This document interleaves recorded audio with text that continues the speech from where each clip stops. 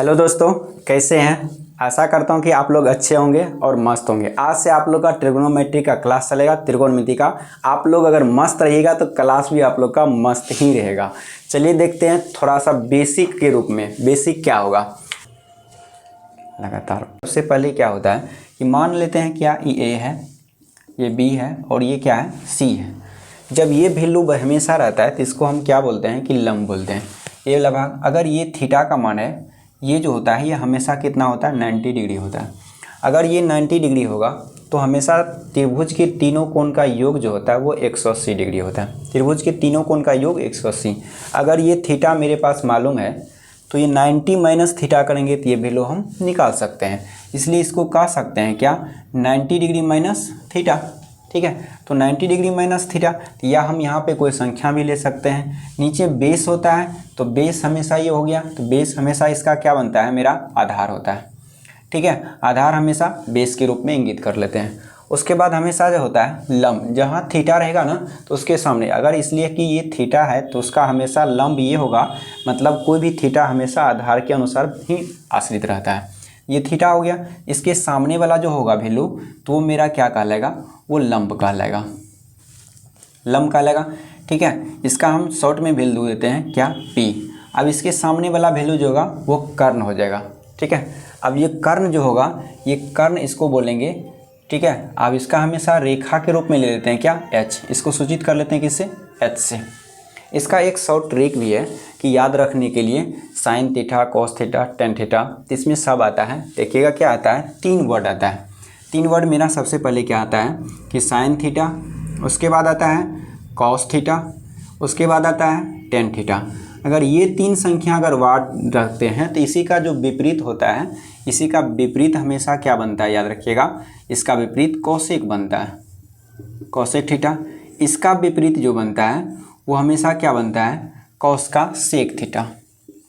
और इसका जो विपरीत बनता है वो बनता है क्या, कॉट थीटा।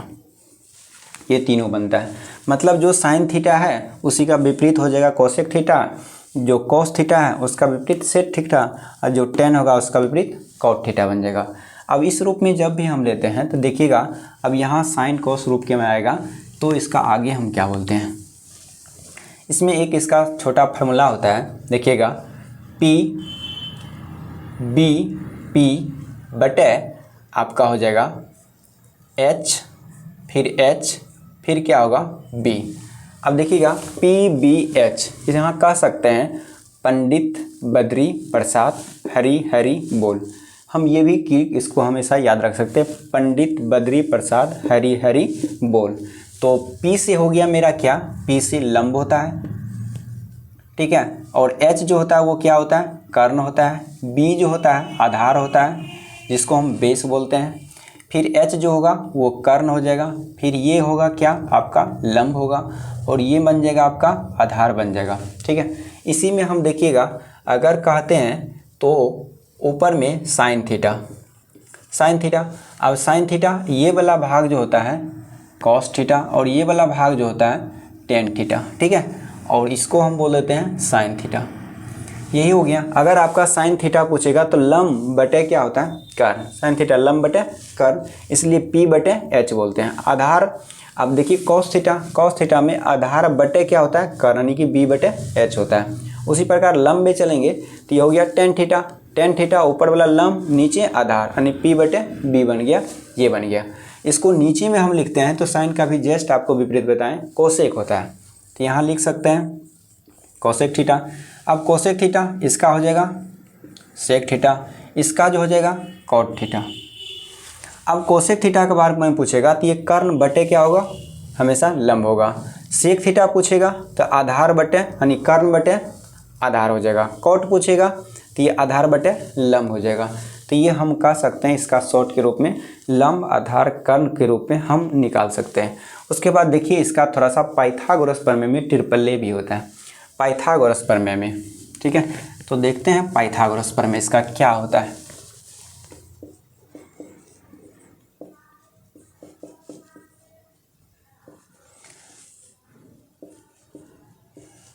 पाइथागोरस प्रमेय। अब देखिए पाइथागोरस प्रमेय में हमेशा क्या बनेगा कि इसका एक ट्रिपल ए होता है। ट्रिपल ए का मतलब क्या होता है याद रखिएगा। सबसे पहले देख लेते हैं थोड़ा सा। ट्रिपल ए में जैसे मान लेते हैं ये त्रिभुज है, ठीक है। अब ये त्रिभुज है तो त्रिभुज में ट्रिंगल हो गया ABC। ये जानते हैं कि त्रिभुज के तीनों कोण का योग जो होता है वो हमेशा कितना होता है, 180 डिग्री होता है। त्रिभुज के तीनों कोण का योग अगर 180 डिग्री होगा तो इसको हमेशा कहते हैं 90 डिग्री है। ये कोण और ये कोण दोनों कोण के योग के बराबर आपका ये कोण होता है, ठीक है।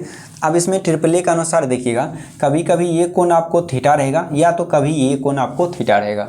अगर आपको ये कोण थीटा है तो आपका लंब ये होगा, आधार ये होगा, कर्ण ये होगा। अगर यदि आपका ये थीटा है तो लंब ये होगा, आधार ये होगा, कर्ण ये होगा। इसलिए हम कह सकते हैं कि बेस ये हो गया, ये आधार कर्ण हो गया, ये आपका लंब हो गया। तो H बराबर पाइथागोरस प्रमेय के रूप में अगर इसको हम 3 मानते हैं, इसको 4 मानते हैं तो ये आपका क्या निकलता है, 5 निकलता है।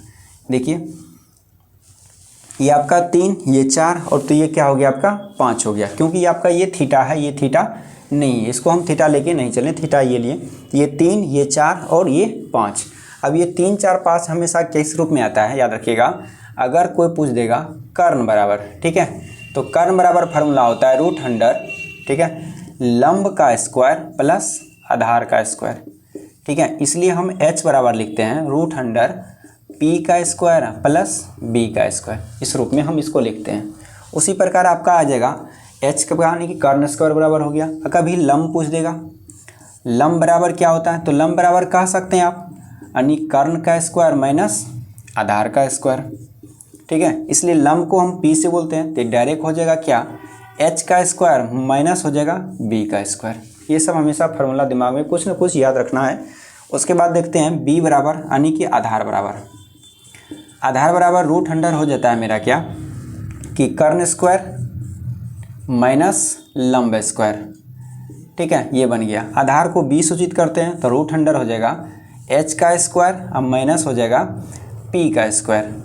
तो ये आपका वैल्यू, इसी रूप से हम क्या करते हैं पाइथागोरस का कोई भी परिवेशा, कोई भी मान जो रहता है वो हम निकाल सकते हैं। देखिए थोड़ा मोड़ा इसका होता है तो ढेर सारा इसका ट्रिपल ए, लेकिन कुछ हम ट्रिपल ए बताने की कोशिश करते हैं। जैसे में देखिए एक ट्रिपल ए,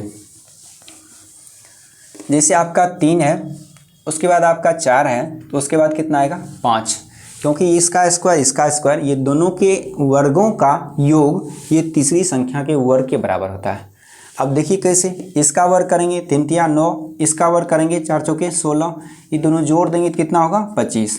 जैसे 5 का वर्ग करेंगे तो 25 बन जाएगा। इसलिए हमेशा दिमाग में रखेंगे ये संख्या का वर्ग और ये संख्या का वर्ग ये दोनों के वर्गों के योग के बराबर इसका वर्ग होता है, ठीक है, यानी ये दोनों के वर्गों के योग के बराबर इसका वर्ग। तो आप देखिए यहाँ पे वही चीज़ हो गया। इस तरह का कोई भी क्वेश्चन आएगा तो अब इसमें 2 से गुना कर देंगे, ठीक है, इसमें भी 2 से गुना कर देंगे, इसमें भी 2 से, तो ये 6 होगा, ये 8 होगा, ये कितना होगा 10 होगा। अब देख लीजिए आपका ये ट्रिपल ए होगा ही होगा, ठीक है, ये ट्रिपल ए होगा क्योंकि 6 का स्क्वायर कर देंगे कितना होगा 36, 8 का स्क्वायर कर देंगे कितना होगा 64। अब ये दोनों को जोड़ देंगे, देखिए आपका कितना बनेगा 100 जो कि 10 का स्क्वायर है, ठीक है। इस तरह से जो भी हम क्वेश्चन लेंगे तो हम इस तरह से बना सकते हैं, ट्रिपल ए के रूप में हम संख्या को लिख सकते हैं। तो ट्रिपल ए अपने मन से भी क्वेश्चन को हमेशा पुट करके बना सकते हैं। जैसे देखिए एक और दे देते हैं, ये तो अंक में हो गया। अगर अंक नहीं देगा तो उसके लिए क्या करेंगे, जैसे ये 4 है, मान लेते हैं ये 4 है, अगर जब ये 4 है तो यहाँ पे हमेशा दे देगा क्या √5 - 1, तत्कालिक के लिए मान लिए √5 - 1, और कर्ण में भी दे दिया √5 - 1। बोला कि आपके पास आधार मालूम है क्योंकि थीटा आपका यही है, आधार मालूम है और आपका कर्ण भी मालूम है। जब ये दोनों मालूम है तो आपका लंब क्या होगा, ठीक है। तो लंब में हमेशा क्या कर सकते हैं, जो कि आधार में वैल्यू है और जो कर्ण में वैल्यू है वही वैल्यू लंब में ही हम दे सकते हैं। लंब भी हो जाएगा √5 - 1, क्योंकि जब देखते हैं ट्रिपल ए करके जब इसमें 2 से गुना किए, इसमें 2 से गुना किए, तो यही दोनों गुना करने के बाद इसका भी वैल्यू हो जाता है। तो इस तरह का जो भी क्वेश्चन आएगा हम इस तरह निकाल सकते हैं, ठीक है। उसके बाद आगे देखते हैं sin 30 डिग्री हुआ, cos 30 डिग्री हुआ, tan 30 डिग्री हुआ, इस सब का हमेशा मान किस रूप से निकालते हैं वो हमेशा देख लेते हैं। सबसे पहले देखिएगा क्या कोई भी चीज़ का डिग्री अगर निकालेंगे तो ये मान लेते हैं क्या, ये रूट है, ठीक है। अब रूट है तो 0 से स्टार्ट करेंगे, 0 होगा, 1 होगा, 2 होगा, 3 होगा, थोड़ा बराबर करके लिख देते हैं कि 0 हो गया, 1 हो गया, उसके बाद 2 होगा, उसके बाद 3 होगा, ठीक है, उसके बाद 4 आ जाएगा। अब ये सारा पॉइंट मेरा क्या हो गया, निकल गया। अब इसको सबसे पहले भाग के रूप में हम ले लेते हैं। अब देखिएगा जब इसको हम बांट लेते हैं तो सबसे पहला भाग कितना डिग्री पे लेके चलते हैं वो देखिएगा। बहुत आसान है, कोई प्रकार का परेशानी नहीं है, ऐसे आराम से इसको हम डील कर सकते हैं। सबसे पहले हम लिख लेते हैं क्या, ये मान जो होगा ये 0 डिग्री कहेंगे, इसको 30 डिग्री कहेंगे, इसको 45 डिग्री कहेंगे, इसको 60 डिग्री कहेंगे और इसको 90 डिग्री कहेंगे। हम इतना चीज़ ये रख सकते हैं और देख लीजिए इसी से हम सारा का मान निकाल सकते हैं। अब निकालेंगे तो सबसे पहले क्या होगा, साइन थीटा। सबसे पहले साइन का निकालेंगे, उसके बाद कॉस का निकालेंगे, कॉस थीटा, उसके बाद हम टेन निकालेंगे, टेन थीटा, उसके बाद हम निकाल सकते हैं कॉट थीटा, उसके बाद हम निकाल लेंगे सेक थीटा या कोसेक थीटा, कोसेक थीटा, उसके बाद निकाल लेंगे सेक थीटा, सेक थीटा। अब इस तरह से हम सारा संख्या का हम निकाल सकते हैं। अब देखिए हम किस तरह से निकालेंगे, आप लोग को निकालने के लिए भी हम सब सिखा देते हैं कि इसका मान हम कैसे निकालेंगे। सबसे पहले हम चलते हैं किस पे, साइन 0 डिग्री का मान। अब साइन 0 डिग्री का मान निकालेंगे तो साइन 0 डिग्री का मान निकालने के लिए हमको क्या करना पड़ेगा, देखते हैं कि यहाँ जो है रूट है ना, रूट है और अंत में क्या है 4 है, तो यही करना है कि सब में 4 से डिवाइड कर देना। सब में क्या करेंगे, 4 से भाग दे देंगे। अब टोटल संख्या में हम क्या किए, 4 से भाग दे दिए। तो साइन 0 डिग्री का पहला वैल्यू अगर हम निकालते हैं तो यहाँ ध्यान से देखना है कि 0 डिग्री का मान निकालने के लिए हम क्या करते हैं, अगर किसी भी संख्या में अगर हम 0 में अगर किसी संख्या से भाग देते हैं, अगर 0 में किसी भी संख्या से भागते हैं तो उसका मान क्या निकलता है, तो 0 निकलता है। अगर 0 निकलेगा तो रूट भी करेंगे तो इसका मान क्या हो जाएगा, 0 हो जाएगा। इसलिए साइन 0 डिग्री का मान क्या होगा, 0 हो जाएगा। उसी प्रकार अगर 30 का निकालेंगे तो 30 का क्या दिया है, 1/4। सिर्फ वो देखना है कि रूट अंडर क्या है, 1/4 है। तो 1 का वर्गमूल जो होता है ये कितना होगा, 4 होगा। 1 का वर्गमूल 1 होगा और 4 का वर्गमूल 2 होगा। इसलिए साइन 30 का मान जो होगा 1/2 दिखेगा। उसके बाद 45 पे चलेंगे तो 45 का जो मान हम निकालेंगे तो जैसे 2/4 है तो मान लेते हैं रूट अंडर है 2/4, ये कटेगा कितना आएगा कि 1/2 आएगा। अब 1 का वर्गमूल जो होगा 1 ही होगा, √2 का क्या होगा, √2। इसलिए 45 का मान कह सकते हैं 1/√2। उसी प्रकार 60 पे हम चलेंगे तो 60 का मान निकालने के लिए क्या करना पड़ेगा, ध्यान से देखते हैं कि जो कि 3 है, रूट अंडर 3/4। अगर 3 का वर्गमूल निकालेंगे तो क्या दिखेगा, √3 और 4 का वर्गमूल क्या होगा, 2। तो साइन 60 का मान जो होगा वो √3 होगा, 4 हो जाएगा, सॉरी √3/2 हो जाएगा।